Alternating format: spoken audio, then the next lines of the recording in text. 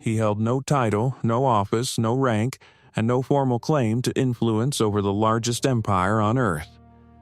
Yet by 1916, Grigori Rasputin could make or break ministers of the Russian government with a private word to the empress.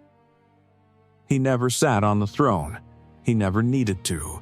This is the story of how a wandering mystic became the most powerful unelected figure in Imperial Russia, and how the very informality of his power made it almost impossible to remove.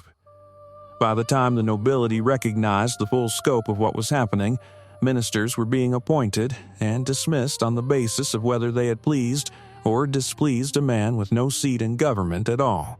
And the empire's most sensitive decisions were being filtered, at least in part, through a peasant mystic from Siberia, who had never held any office higher than that of a wandering pilgrim. It is a strange fact of history that some of the most consequential figures in the collapse of the Romanov dynasty appear nowhere in its formal chain of command, no ministry, no army post. No seat in the Duma, and Rasputin is the clearest example of how completely a system built entirely around bloodline and formal office can still be steered from a room that no constitution ever anticipated. Rasputin's influence was built on a single, narrow point of access. He appeared to relieve the suffering of Tsarevich Alexei, the heir to the throne, who suffered from hemophilia. Whether through calming presence, suggestion, or coincidence, his apparent ability to ease the boy's condition made him irreplaceable to Empress Alexandra in a way no minister or general could match, because his value was not political, but maternal and desperate. This is a distinct psychological mechanism from most power structures explored in this analysis. Rasputin's leverage was not fear, and not information, but emotional dependency at the most vulnerable point of the ruling family. Once Alexandra came to believe her son's life depended on Rasputin's presence, rational political calculation about his influence became secondary to a mother's fear of losing her child.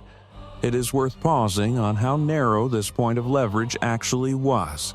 Rasputin controlled nothing directly, no army, no treasury, no bureaucracy.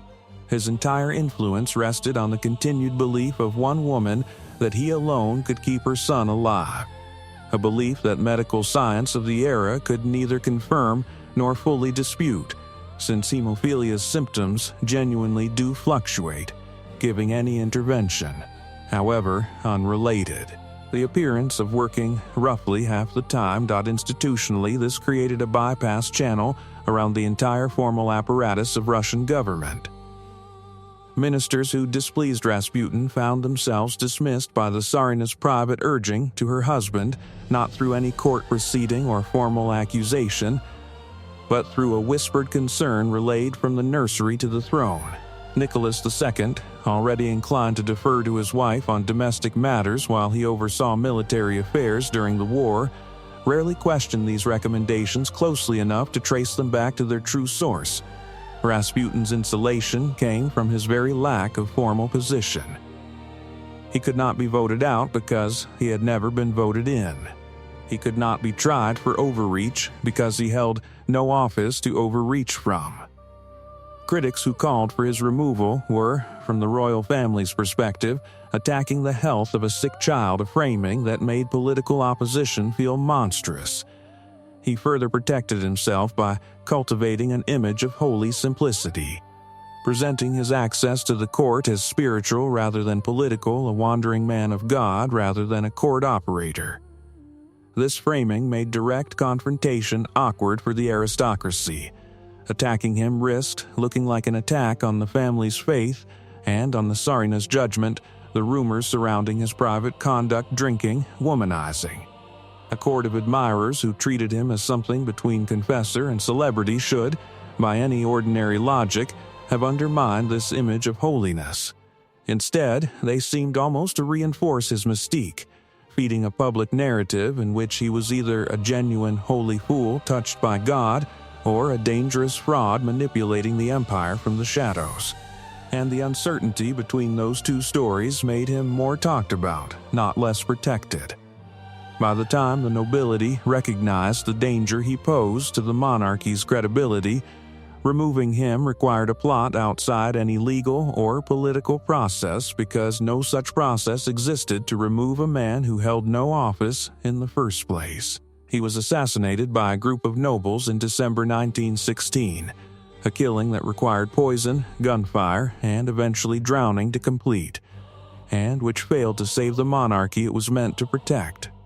A related parallel can be drawn to the court favorites of 18th century France, figures like Madame de Pompadour, whose influence over Louis XVI rested not on any office but on the king's private trust and affection, and who nonetheless shaped ministerial appointments and foreign policy through channels no formal record fully captured. The mechanism is strikingly similar. A personal relationship at the summit of a rigid hierarchy becomes, in practice, more powerful than the hierarchy itself, precisely because the hierarchy has no vocabulary for describing, let alone checking, an influence that flows through intimacy rather than office. The dynamic echoes the Byzantine court, where eunuchs and personal confidants without formal military or political rank frequently accumulated outsized influence through private access to the emperor's household, a pattern the court itself struggled to police precisely because such figures existed outside the recognized. Hierarchy of accountability. Figures like the eunuch chamberlains of Constantinople held no army and no formal office, yet controlled who could see the emperor, what news reached him first, and which petitions were framed favorably before he ever heard them. Their power, like Rasputin's, was entirely relational rather than institutional, and, for that reason, entirely invisible to any reform aimed at the formal machinery of government. In both Constantinople and St. Petersburg, the lesson is the same. Formal power structures assume that influence flows through recognized channels. When it does not, when it flows instead through private, emotional, or spiritual access, the structure has no mechanism built to check it. Because it was never designed to see it in the first place, Rasputin's death did not save the Romanovs. The dynasty collapsed a little over a year later. His story is often told as a cautionary tale about superstition, but its deeper lesson concerns the architecture of accountability itself. Institutions built to check, the powerful can only check power that moves through visible, formal channels. A man who influences a throne through private fear and private hope, rather than through office or command, can walk past every safeguard a system has not because the system failed to notice him, but because it was never built to look for him at all. It is a pattern worth remembering well beyond the Russian court. The most dangerous influence in any institution is rarely the influence that shows up on the organizational chart.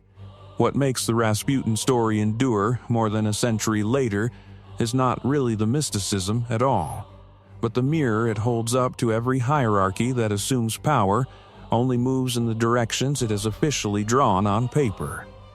Somewhere in almost every institution, a version of this same quiet channel exists: an assistant, a confidant, a trusted voice with no formal claim to authority, who nonetheless shapes decisions no chart will ever show them making.